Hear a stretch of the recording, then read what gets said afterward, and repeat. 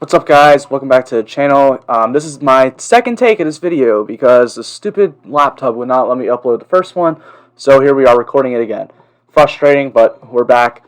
If you're new here, make sure to leave a like on this video, subscribe to this channel, leave a comment, turn on notification bell. All that stuff really helps me grow. Just trying to continue to grow throughout this channel, throughout NASCAR season. Go check out my Xfinity and truck video if those races have not already happened. If you want to get more of my content, you can always subscribe to my Patreon. I'll put the link down below for that. It's only $10 a month, and you're going to get content for all three series. You're going to get this spreadsheet you see here, another spreadsheet with a bunch more stats, a bunch more rankings. You're going to get my projections for every single race, every single all the value you need for every single race as well. You're going to get rankings and cash cores and then a few other things that I cannot think of off the top of my head, but you're going to get all that in that link down below. I've also partnered with America DFS to be the content creator in their Discord. It's just a place where we discuss fantasy NASCAR, Draftkings Nascar, FanDuel NASCAR. You can ask me questions. You can ask other people questions.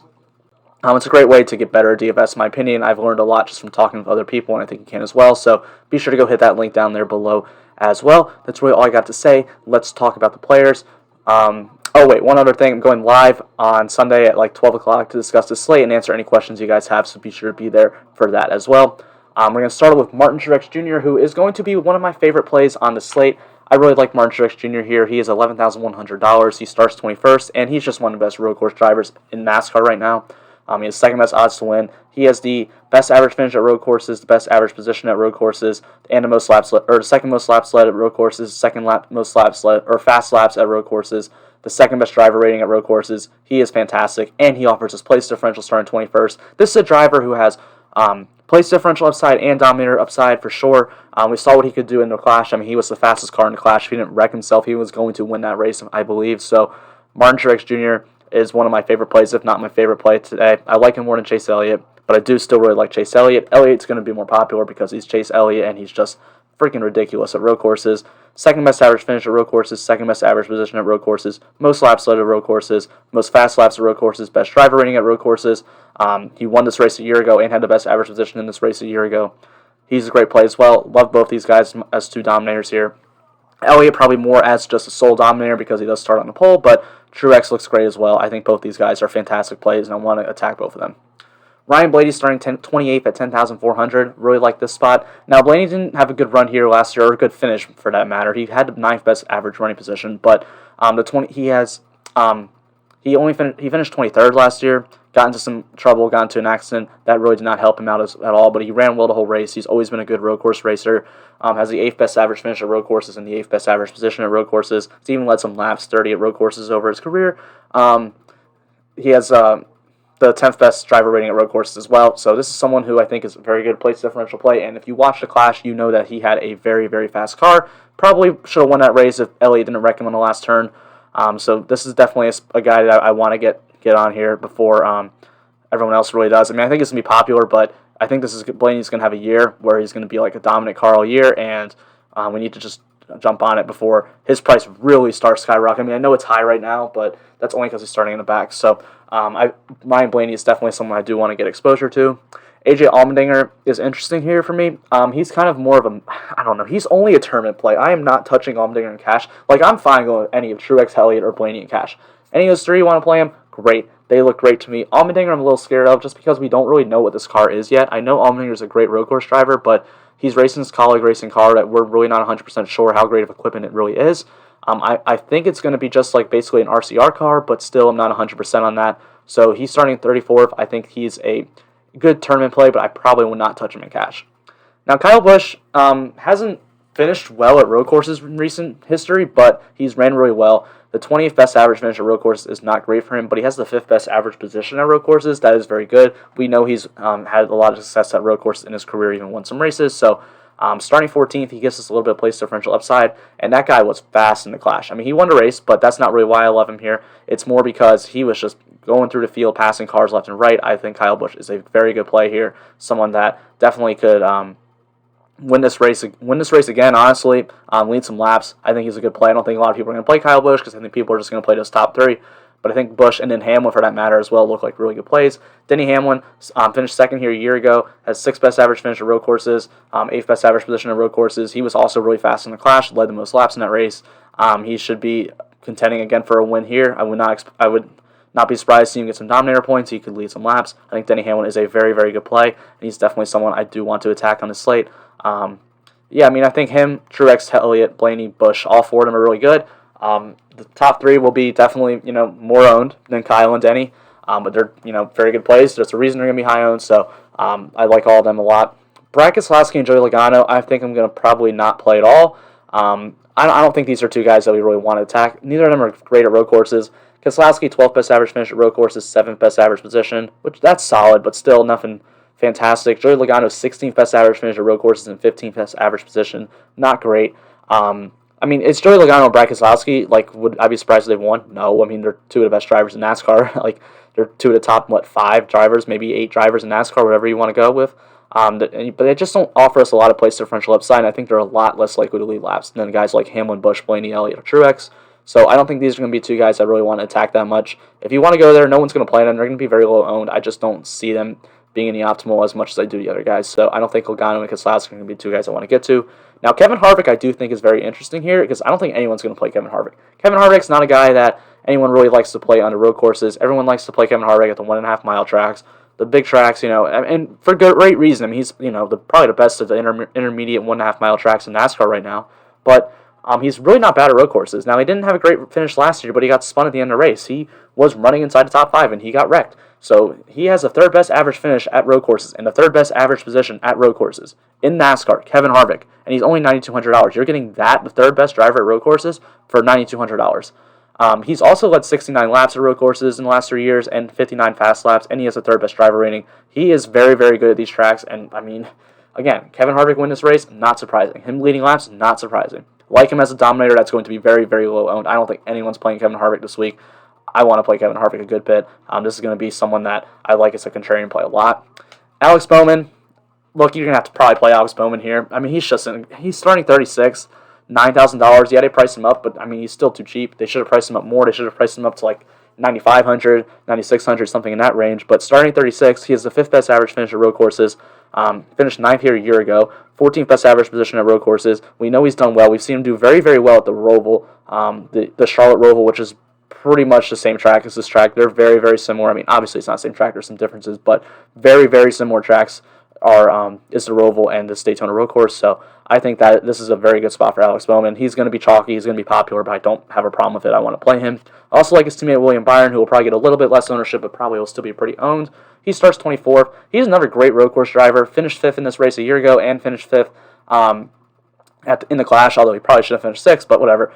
But that race, he got I think a tire issue. I don't remember if it was a penalty or something happened, but he was in the very back and he had to drive his way all the way back up through the field at the very end, and he did. So that was impressive.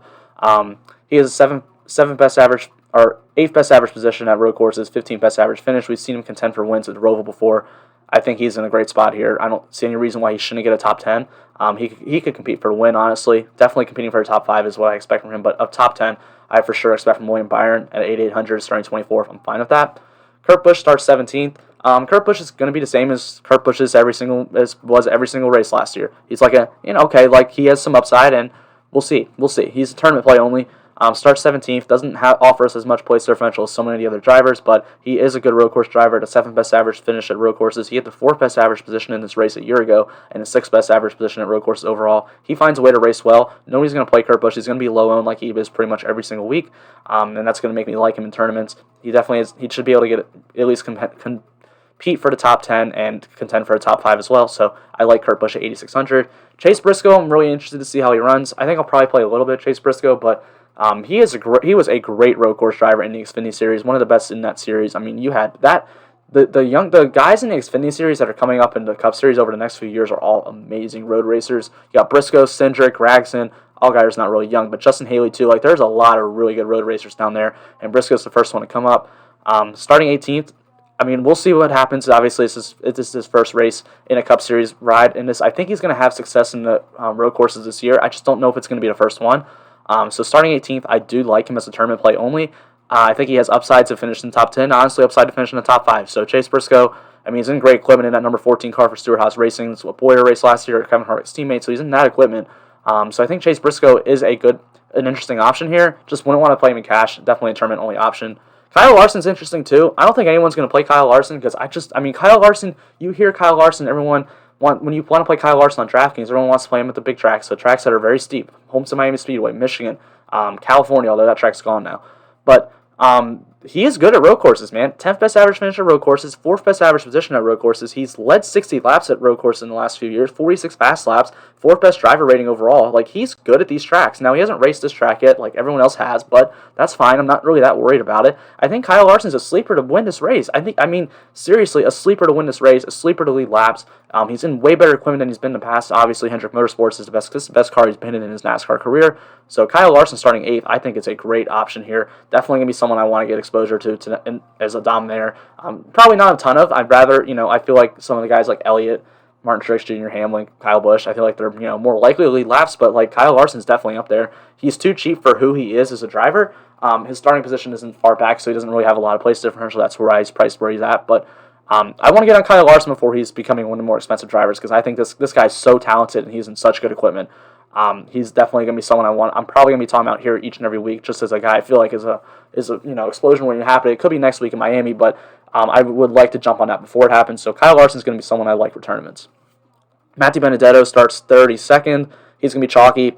I'm fine with it, though. He just starts so far back. 18th best average finish at road courses, 18th best average position at road courses, had 12th best finish last year. So starting 32nd, has a lot of place differential. Don't have a problem with that. Same thing for Aric Almirola. He hasn't really been a great road racer, only the 12th best average finish, but 17th best average position. But starting 27th, he just has a lot of upside and a very good car and a number 10 car for Stewart-Haas Racing. Probably a little bit too cheap for who Aric Almirola is, so I'm fine going there. Erik Jones, this is probably the one lock on the slate. I just don't understand his pricing. Erik Jones, man, road courses are probably his best track type. Very, very good road racer. He is the 3rd best average finish at road courses in the field and the 8th best average position at road courses in the field. Finished 8th in this race a year ago. Had a 7th best average running position in that race a year ago. He's even had some fast laps at these tracks. 6th best driver rating here a year ago and a 9th best driver rating at road course overall. However, that was in JGR equipment.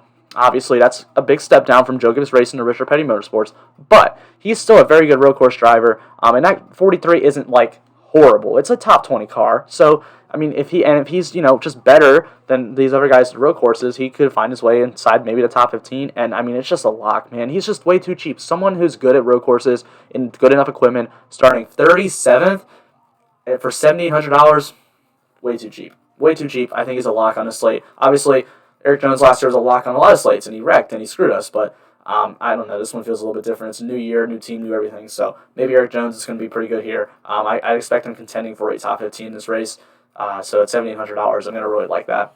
Christopher Bell is $7,700. Not going to be too interested here. He just starts too high up. Starting 12th, I haven't seen enough from him to really want to see that he's going to pay off that salary. Starting 12th, he doesn't start far back. When you have all these other guys priced, literally everyone else priced around him is starting farther back in 20th, and you have Christopher Bell in 12th. I'm not going to go there. Tyler Reddick starts 26th, $7,500. Tyler Reddick, I don't think he's going to get a lot of ownership because I think a lot of people are going to play Benedetto, they're going to play Almirola, they're going to play Jones, maybe Newman, but they're definitely going to play Busher. Tyler Reddick is not going to get a ton of ownership. He has the 11th best average finish at road courses in the field. That's solid. I want to play that. I'm going to get him in tournaments. Probably want to go there for cash. I'd probably just go to other players starting farther back, but in tournaments, I think Tyler Reddick looks really, really good. Ryan Newman, I know he starts 33rd. I just don't really want to play Ryan Newman at this point anymore, especially at $7,300. He's too expensive. 21st best average finish at road courses is not great. I just don't see the upside anymore. We haven't seen the speed from Ryan Newman anytime recently, so I don't think I'm going to get there. I don't think this is going to be a spot I want to get to. Chris Buescher, his teammate, though, I love. Starting 30th, I think Chris Buescher is going to be really popular, but I don't really care. He has the 9th best average finish at road courses, the 18th best average position. When you go look at driver rating, 20th best driver rating isn't great, but he had the 11th best driver rating last year at this track. A very good road course driver is Chris Buescher. Starting 30th, he is definitely a top 20 car, maybe battling for a top 15 at some point. He finished in top 5 last year. I guess he can get up there again. I wouldn't expect that. I wouldn't play Chris Buescher saying, I'm going to get a top 5 out of Chris Buescher today, but he is a good play. That is, I guess that is his ceiling. So Chris Buescher is definitely someone I like. Cole Custer starts 13th. He was fast at in the Clash 2 weeks ago, but he just starts too high up. They're starting 13th. I don't really see him, driving up inside that top 10, having a really, really good run here. He could shock me, but I don't want to get that. Michael McDowell, Austin Dillon, Ross Chastain, they all start way too high up for me to have any sort of interest in them. They're all going to drop back. Bubba Wallace is kind of interesting, but I don't think I'm going to get him either. Bubba was terrible in a 43 at road courses, man. I mean, that kind of worries me for Eric Jones a little bit, but at the same time, not really, because I think Bubba's just a bad road course driver. Obviously, this is the best equipment he's been in. The 2311 car is by far the best car he has drove. And I don't know. Starting 10th, he kind of has to just hang in that top 10 all day to really pay off that salary. And I don't know if I really trust Bubba Wallace to do that. So I don't think that's going to be a spot I want to get to. And like, to be honest, this car at road course 2 weeks ago, I know it was Ty Dillon driving, who's maybe not great, but it was not good. So I'm not so sure how excited I am for Bubba here. I don't think he's going to be this guy I want to play. Same thing with Stenhouse. Stenhouse is not a really good road course driver, and he doesn't start far back, starting 16th. I don't think I'm going to want to get there. And then these last three guys, I am interested in Alfredo, Suarez, and Ty Dillon. Anthony Alfredo was driving that Front Row Motorsports car. This is a car that John Hunter Nemechek drove last year, teammates to Michael McDowell, who won the Daytona 500 last week. So the Front Row team has been decent at road courses in the past. McDowell's had some very good runs at road courses, including a top 10 this race a year ago. So that's encouraging for Anthony Alfredo. I do like him at $5,900 starting 31st. I think he's a good play, but Suarez would probably be my favorite one in this group of three here. This is the best equipment we've seen Suarez have in 2 years now. At Trackhouse, that car is not bad. When he was in good equipment, he had the 17th best average finish at road course and the 13th best average position. And I just think Suarez is talented, and he's in a better car than I think these other two down here. Starting 35th, I think he's too cheap. I think that's something I want to get to. And then Ty Dillon, he's in that Gone Brothers car that Suarez drove last year, which is really bad, but Ty Dillon actually has like sponsorship this year, like way more than Suarez did. He's got Bass Pro Shop sponsoring him. So starting 38th, I think he can just move up. I mean, I would prefer Suarez. I think Suarez probably has more upside. So does probably Alfredo, but Ty Dillon feels like a safe play starting so far back. So Ty Dillon's definitely someone I have interest in. Justin Haley starts too high up. I don't want to play him. Ryan Preece starts too high up. I don't want to play him. James Davison, Timmy Hill, Josh Bilicki, Scott Hecker, Cody Ware, don't want to play him. Quinn Houff, the same thing. Garrett Smithley, the same thing. Corey LaJoy, I'll probably be interested in other races, but starting 7th, that's too high up for me to really have any sort of interest in him. So I think that's really all I got to say in this video. Thank you guys so much for checking this out. Make sure to leave a like and subscribe. Leave a comment, turn on notification bell, all that stuff. Go check out the Xfinity and Truck video if you haven't already, if those races haven't happened already as well. So have a great rest of your day. Make some money on Sunday. Live stream Sunday. Be there.